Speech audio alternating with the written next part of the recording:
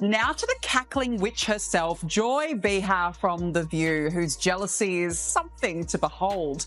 I think she's probably been put in there because, according to Donald Trump, she's a 10. You know that's what it is. I want to be. Here is Joy objectifying the White House press secretary, saying she only has the job because. Joy Behar's sudden and unexpected departure from The View has sent shockwaves through the television industry.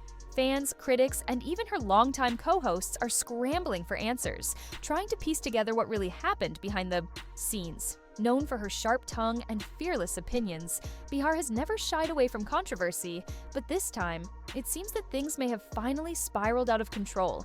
ABC is keeping the details tightly under wraps, refusing to disclose the real reason behind her abrupt exit. However, speculation is running rampant, with whispers of a legal battle swirling in the background. Recent reports suggest that a defamation lawsuit brought by Karoline Leavitt may have played a major role in Behar's downfall.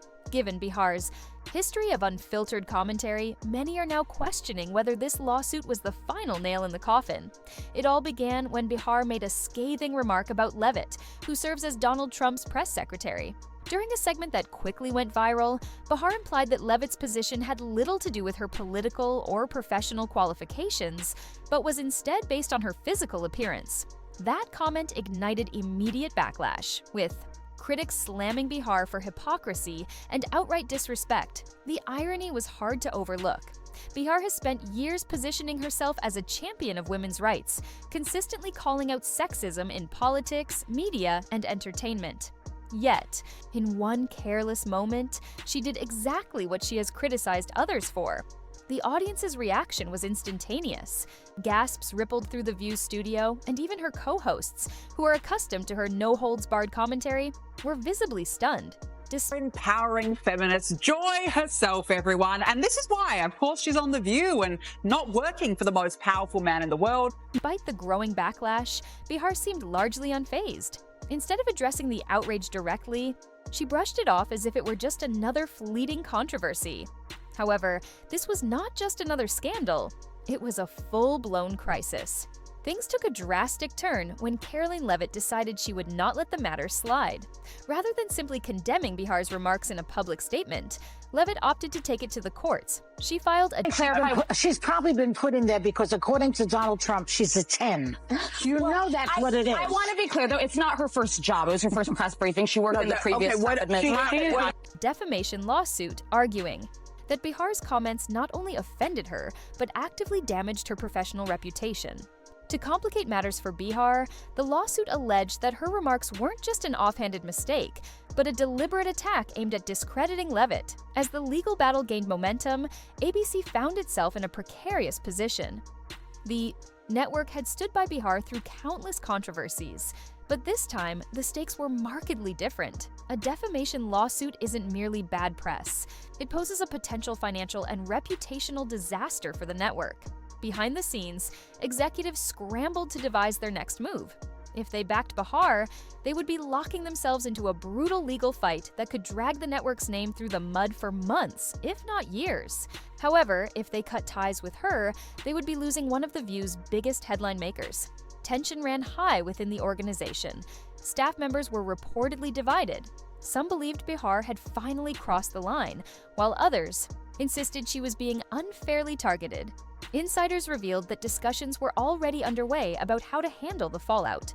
ABC considered several options: a temporary suspension, a forced public apology, or put in there because, according to Donald Trump, she's a 10. You know that's what it is. I want to be. Here is Joy objectifying the White House press secretary, saying she only has the job because or the most drastic move, making her step down altogether. Then, just as executives were trying to contain the chaos, the bombshell dropped. Joy Behar was officially leaving The View. ABC's official statement was vague, simply stating that Behar had decided to step away. However, let's be honest, no one was buying that this was a voluntary exit. The timing was too convenient, coming right after Leavitt's lawsuit and a social media firestorm that showed no signs of dying down. Insiders claim that ABC's top executives had already made their decision long before the announcement. Behar, had become too much of a liability, and the network was opting to cut its losses before things escalated even further. Line would wipe the floor with you bitter banshees any day. How well you can do your job, and the American people agree with that sentiment. So it's about confidence, skill. The reactions to her departure were explosive. Some viewers celebrated, believing that Behar had gotten away with too much for too long and that it was about time she faced real consequences. They saw this as long overdue accountability, calling out what they perceived as a pattern of hypocrisy in her commentary. Conversely, others were furious. For them, ABC's decision was nothing more than corporate cowardice, another example of a major network caving to political pressure instead of standing by one of its most outspoken voices. This divergence in opinion reignited the debate. Was this a justified response to an out-of-line remark, or was it yet another case of cancel culture going too far? Was Behar being held accountable for her words, or was she pushed out as part of a larger agenda? As the dust settles, attention now shifts to the View itself. What happens next? Will Focused on ensuring that the most competent individuals, the best and the brightest in this country, are in positions. ABC play it safe and bring in a less polarizing voice, or will they double down and replace Behar with someone just as fiery? And more importantly, who could possibly fill the void left by Behar's departure? Love her or hate her, there's no denying that she was the show's biggest headline maker. The million-dollar question remains. What will happen to the lawsuit now that Behar is no longer on The View? Will this legal battle continue, or will ABC step in to quietly settle before things spiral even further out of control? Some industry insiders speculate that the network is already working behind the scenes to reach a settlement with Leavitt, hoping to make this controversy disappear before it causes more damage. A prolonged courtroom showdown could may have your jobs because of wokeness, but do not smear a competent professional woman like her. could prove to be a PR nightmare, dragging ABC's name through the mud and keeping Behar's controversial remarks in the headlines for months, if not years. However, others believe it won't be that simple. If Leavitt refuses to settle, this case could set a precedent for how defamation lawsuits impact public figures, especially those in the media. This scandal isn't just about The View anymore. It has sparked a much larger conversation. How accountable should media personalities be for their words? Should talk show hosts be allowed to make inflammatory remarks without consequences? Or is this a turning point where networks finally start cracking down on their most controversial voices? Behar's exit is sending ripples through the industry, raising critical questions about the future of outspoken television Nonsense, and don't lie about this being her first job. We know what you're. personalities. Will networks begin to tread more carefully when hiring bold, unfiltered commentators? Or will they embrace the chaos, recognizing that controversy sells? One thing is clear. This isn't just about Joy Behar anymore. This situation raises fundamental questions about who gets to say what on national television and the responsibilities that come with it. As for Behar herself, she's been notably silent since her departure, fueling endless speculation about her next move. Will she break her silence and set the record straight? Will she defend her remarks, call out ABC, or attempt to control the narrative before it spirals even further? Some believe she'll come out swinging, refusing to let this scandal define her. Others think she'll quietly fade from the spotlight to protect her legacy.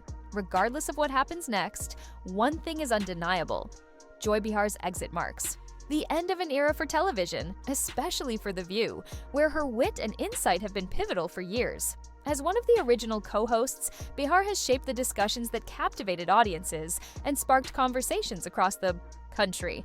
Her departure raises questions about the show's future and whether it can retain its identity. Democrats have been labeling President Trump to democracy for the better half of 10 years. Let's talk about how they have compared him to one of the worst mass in the history of the world, and that Kamala Harris and Joe Biden weaponized the court system and the justice system in this country against Donald Trump in an attempt to imprison him. He sat through a courthouse for 7 weeks this past year, and the Democrats were hoping he would go to jail for it. That is real political that has led to 2 heinous attempts on President Trump's life that, by the grace of God, he was able to escape, and he is here with us today. So yes, President Trump knows a little bit about political because he's experienced it himself. And talking about the tragic realities of war that Liz Cheney and her father Dick Cheney have got this country into is not political.